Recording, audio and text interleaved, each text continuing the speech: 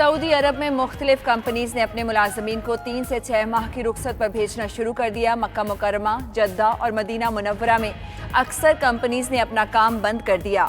छुट्टियों पर भिजवाए जाने वाले मुलाजमीन की तनख्वाहों में से 30 से 50% तक कटौती होगी।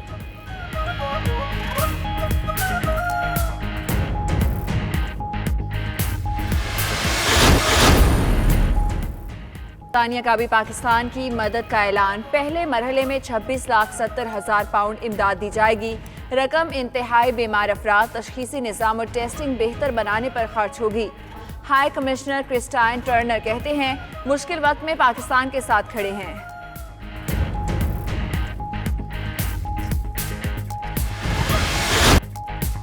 रमज़ानुल मुबारक में तरावी समेत बाजमात नमाज की मशरूत इजाज़त। सफ़ों में नमाजियों के दरमियान 6 फीट फासला होगा। नमाजी वुज़ू घर से करें, मास्क पहन कर आएँ और हाथ ना मिलाएं। नमाज तरावी का एहतमाम मसाजिद के अंदर होगा। मसाजिद में इज्तिमाई सहरी और इफ्तारी ममनू। सदर और उलमा व मशाइख की मुशावरत के बाद 20 नकाती लाहे अमल पर इत्तफाक। आरिफ अलवी कहते हैं कि बेहतर है एतकाफ घरों पर ही किया जाए।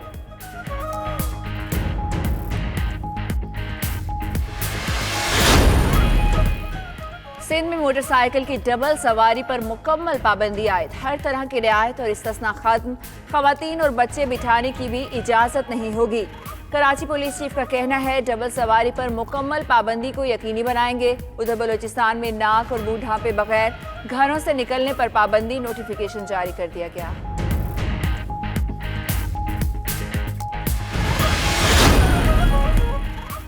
सिंध हुकूमत का ताजिरों के लिए रिलीफ। मशरूत और महदूद सतह पर कारोबार की इजाज़त होगी। बाज़ कारोबारी सरगर्मियों के लिए अलग अलग दिन मखसूस होंगे। वज़ीर आला और ताजिरों के वफ्द की मुलाकात में इत्तेफाक। कारोबार खोलने के मुतालिक हल्फनामा भी तैयार। SOPs पर अमल ही कारोबार खोलने दिया जाएगा। ताजर रहनुमाओं का कहना है कि हफ्ते में 1-2 दिन कारोबार खुलना बेहतर है। उम्मीद है कि अगले हफ्ते कारोबारी सरगर्मियां शुरू हो जाएंगी।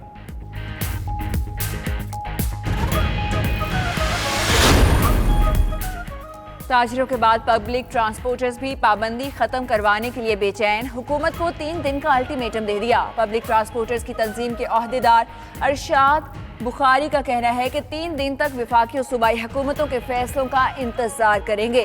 इसके बाद गाड़ियां सड़कों पर ले आएंगे। अगर हुकूमत ने दादरसी नहीं की तो कराची में पब्लिक ट्रांसपोर्ट बहाल कर देंगे।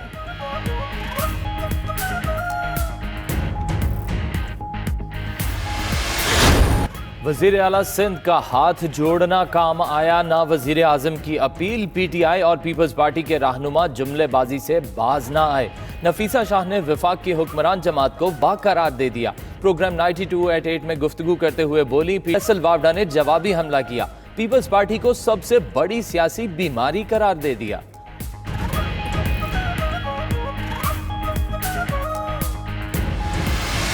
मैंने दम किया तभी शहबाज शरीफ कल गिरफ्तारी से बच गया। अब वो सोच रहा होगा मैं लंदन कैसे जाऊं। लंदन जाएगा या अंदर जाएगा, ये वक्त फैसला करेगा। मैंने दम किया तो शहबाज शरीफ गिरफ्तारी से बच गए। वजीर रेलवे शेख रशीद कहते हैं, अब शहबाज शरीफ लंदन जाएंगे या जेल, वक्त बताएगा। कौमी एहतसाब ब्यूरो का वजीर रेलवे के बयान पर रद्द अमल। कहा, नैब पर किसी दम का असर नहीं, हर कार्रवाई कानून के मुताबिक होती है। 17 अप्रैल को शहबाज शरीफ को गिरफ्तार करने का कोई इरादा नहीं था। शहबाज शरीफ से चंद सवालों के मुफस्सल जवाबात दरकार थे। PTI के मुस्ताफी MNA नजीब हारून को मनाने की कोशिशें। वजीर आज़म और गवर्नर सिंध का टेलीफोनिक राब्ता। ज़राए के मुताबिक इमरान खान ने इमरान इस्माइल को नजीब हारून को मनाने का टास्क दे दिया। कहा, नजीब हारून पार्टी के बानी अरकान में से हैं, शिकवे दूर किए जाएं। उधर सदर और गवर्नर सिंध की नजीब हारून से इस्तीफा वापस लेने की दरख्वास्त। नजीब हारून की सैफ नियाजी से मुलाकात भी हुई।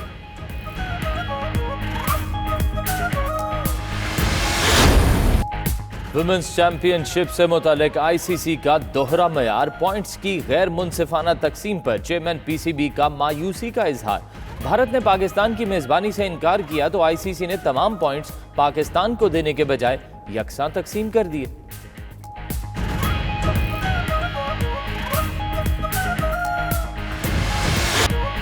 और शहनशाह जज्बात अदाकार मोहम्मद अली की आज 89वीं सालगिरह। लेजेंड अदाकार ने सहर अंगेज शख्सियत, मुनफरिद अंदाज और दबंग आवाज से लॉलीवुड पर तवील अरसे तक राज किया। शरारत, आस, आईना, सूरत, इंसान, आदमी और हैदर अली जैसी सुपरहिट फिल्में दी।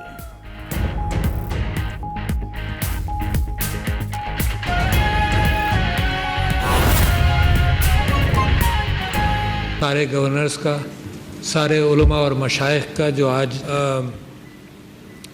सारे चीफ मिनिस्टर्स का, सारे गवर्नर्स का, सारे उलमा और मशाइख का जो आज इस कॉन्फ्रेंस में तशरीफ़ फरमा थे और हर सूबे से, गिलगित बल्तिस्तान से और आज़ाद जम्मू कश्मीर से, और उन सियासतदानों का सबका मशकूर हूँ जिनसे मशवरा किया गया और तकरीबन हर चीज़ पर मुकम्मल इत्तेफाक पाया गया।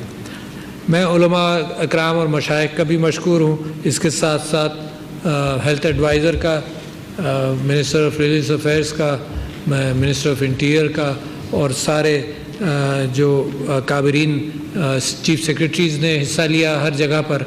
मैं चीफ मिनिस्टर्स का यूँ भी मशकूर हूँ कि मैंने उनसे कल दरख्वास्त की थी कि लिख कर अपनी तजावीज़ भेज दें। मैं समझता हूँ कि बड़ी अहम बात हुई पाकिस्तान की तारीख़ के एतबार से कि इतना इजमा हुआ इन बहुत सारी बातों को के हवाले से कि ये एक तारीख़ी मुकाम है जिसके अंदर कोई सारी मसलकी हम आहंगी पाई गई और सारी नुकात पर इत्तेफाक राय हुआ। क्योंकि रमज़ान का महीना शुरू होने वाला है और रमज़ान इबादतों का महीना है, मग़फ़िरत का महीना है और मुसलमान को बड़ी मोहब्बत है इस महीने के साथ और एहतमाम करते हैं हम तरावियों का और नमाज़ों का। तो ये बहुत ज़रूरी था कि रमज़ान से पहले हुकूमतों के मशवरे भी शामिल हो जाएं आज के हालात के एतबार से और सारे अइम्मा और मशाइख के भी सारे मशवरे आ जाएं। तो सूबाई हुकूमतें, आज़ाद जम्मू कश्मीर और गिलगित बल्तिस्तान, इन सब जगहों से जो गुफ्तगू हुई उसके बाद एक मुश्तरका एलामिया तैयार किया गया है जिसमें 20 नुकात पर वो है मौजूद। आज़ाद कश्मीर में ख़ास तौर पर वहाँ से इस बात का ज़िक्र हुआ कि रियासती जबर व तशद्दुद जो ऑक्यूपाइड जम्मू व कश्मीर के अंदर हो रहा है इस वक्त रमज़ान के अंदर उनके लिए भी दुआ की जाए और इसमें अल्लाह ताला से मग़फ़िरत भी, माफ़ी भी मांगी जाए और मदद की भी दरख्वास्त की जाए कि उनके ऊपर आसानियाँ पैदा हो जाएं।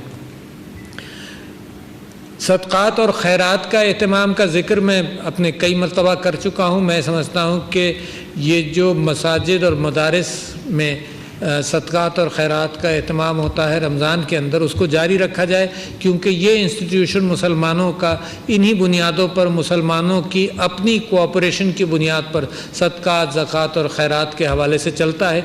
उसके अंदर लोगों से मेरी अपील है कि उसके अंदर कोई कमी ना की जाए। जितनी पहुँच उलमा की है और अइम्मा की है कौम की जड़ों तक वो शायद कम इदारों की होगी। तो लिहाजा ये बहुत ज़रूरी था कि इस माहौल के हवाले से सिर्फ इबादतों का ही नहीं बल्कि जो हिदायत सेहत के हवाले से भी जो हर घर तक पहुंच सकती है उसके लिए मस्जिद को ही ज़रिया बनाया जाए ताकि हर फ़र्द तक ये बात पहुंच जाए कि किस तरह से एहतियात की जाए और कौम उस डिसिप्लिन का इजहार करे कि ये कौम जो है ये अल्लाह ताला की आजमाइशों के साथ गुज़रती हुई, माफ़ियाँ मांगती हुई एक अच्छी कौम बनती जा रही है जो अपने आप को बड़े मुंतज़िम इंतज़ाम के साथ चलाना चाहती है। मैं मीडिया से भी गुजारिश करता हूँ कि जिन चीज़ों का फ़ैसला हुआ है ये बिल्कुल इत्तेफाक़ राय के साथ हुआ है। किसी एक फ़र्द ने ये बात नहीं की, किसी एक फ़र्द ने, न किसी एक हुकूमत ने ये बात की कि तरावी ना हो और मस्जिदों का लॉकडाउन हुआ, किसी ने नहीं बात की। तो लिहाजा इसको बिला वजह डिबेट में लाना कि ऐसा होना चाहिए वैसा होना चाहिए, किसी एक ने नहीं। और सेहत के हेल्थ मिनिस्टर भी मौजूद थे, उनका जो मशवरा और WHO का जो मशवरा है वो भी इसके अंदर इसको शामिल कर लिया गया। अब ये जिम्मेदारी है सिर्फ हर फर्द की जिम्मेदारी है, यानी ये अइम्मा की जिम्मेदारी अकेली नहीं है, ना कानून की जिम्मेदारी है इम्प्लीमेंट करने के हवाले से, ये हर फर्द की। जब इजमा हो जाए ख्यालात के ऊपर और इत्तेफाक हो जाए अइम्मा के दरमियान, मशाइख उलमा के दरमियान और हुकूमत के दरमियान,